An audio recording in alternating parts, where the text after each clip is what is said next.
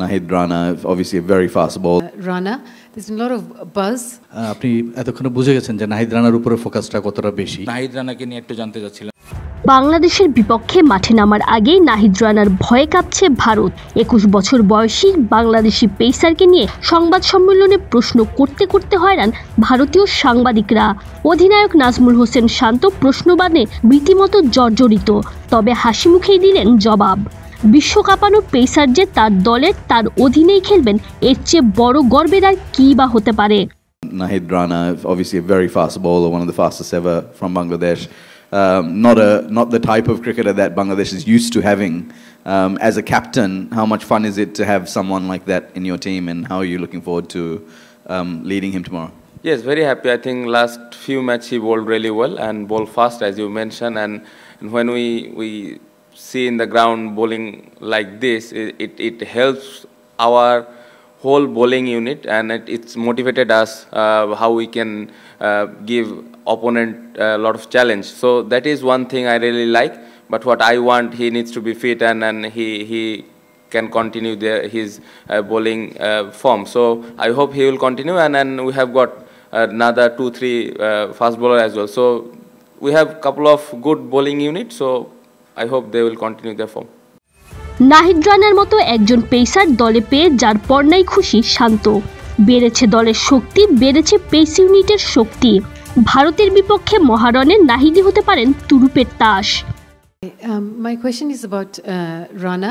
There's a lot of buzz about the pace bowling attack, and I know you spoke a little bit about it, but can you tell us, how much you're going to be using that against the strong Indian batsmen?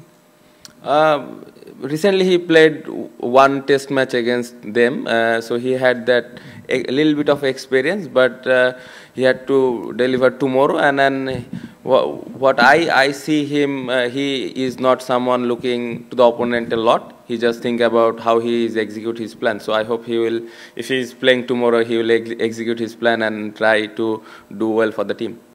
Nahid রানার আছে আরব আমিরাতে খেলার অভিজ্ঞতা, পাকিস্তানের বিপক্ষে অভিজ্ঞতা, আবার ভারতীয়দের বিপক্ষেও খেলার অভিজ্ঞতা। সব মিলিয়ে চ্যাম্পিয়ন্স ট্রফিতে তিনিই হতে পারেন বাংলাদেশের ভরসার বড় জায়গা।